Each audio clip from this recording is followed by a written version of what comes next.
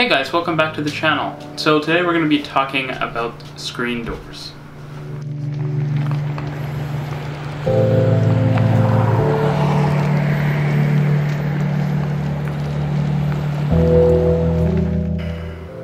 So, one thing you guys know I like to complain about a lot is the lack of the little things in our Canadian transit systems.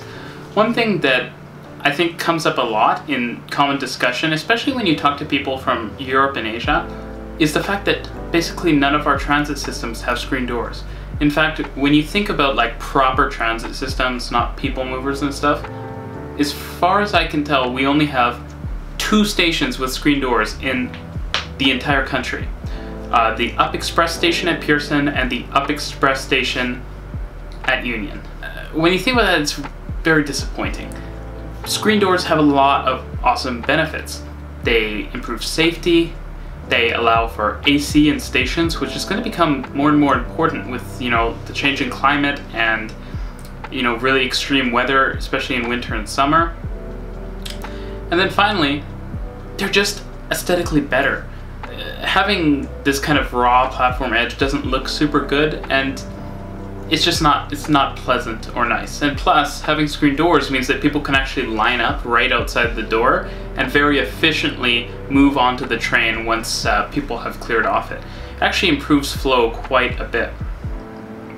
So the question is, why don't we have screen doors?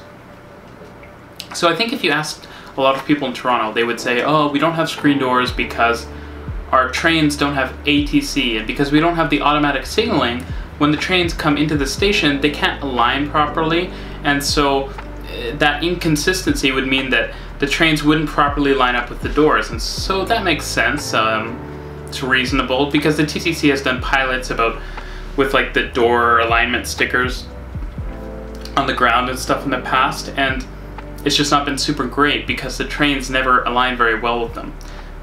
But I want to raise a point. The Up Express has platform screen doors, and the Up Express certainly does not have ATC. Now yes, the Up Express does come into its station quite slowly on both ends, and because of the type of service it's operating and because those are terminal stations, that's a bit more acceptable. But it raises a very good point. You don't need to have full ATC signaling to have platform screen doors. If your train already has the capability of having automatic train control, having those kind of beacons or the signal points, the yellow signal boxes, having those just placed within the stations means that trains could align within the stations. They wouldn't necessarily use ATC outside of alignment within stations, but that would allow you to use the more modern rolling stock that we have to quickly deploy platform screen doors, at least in Toronto, where we don't have ATC. However, we are getting ATC currently, so it's less of an issue. I'd then point out the fact that actually in Canada, most of our major systems do have ATC. You have the Montreal Metro, which has ATC/ATO, and the Vancouver SkyTrain, which has automatic train operation.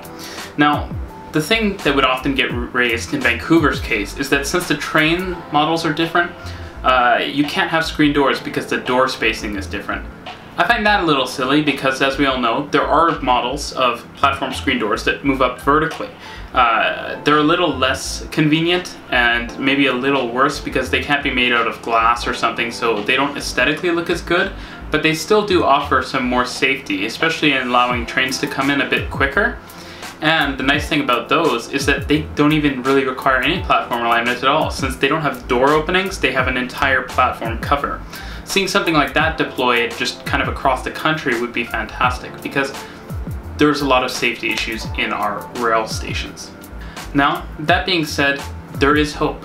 Montreal is currently talking about adding some platform screen doors to some of the core Orange Line stations. That would be a big benefit because the Orange Line is actually very crowded. It's a very busy line, and having platform screen doors, as I mentioned before, or at least platform barriers, so something up to chest height or neck height that just keeps the platform area separate, allows trains to come in much faster and decelerate as they are quite deep into the platform.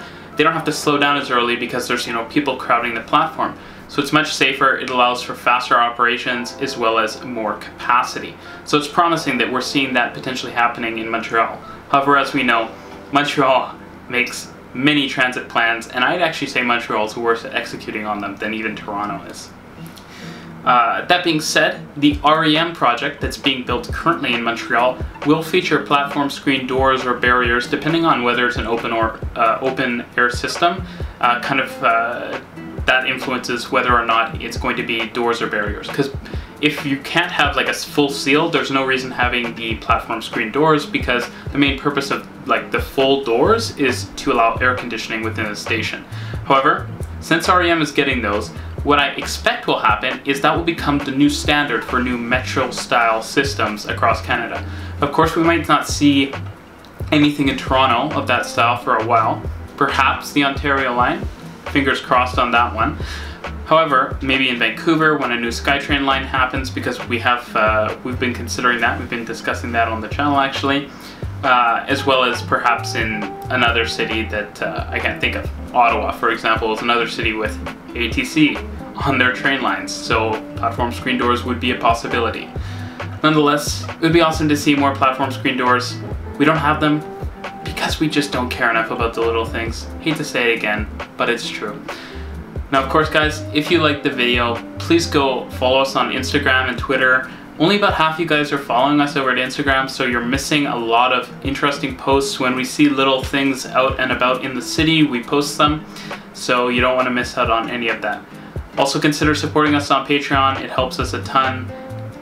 Share our videos, subscribe, it all helps. Thanks for watching, guys. Have a nice night.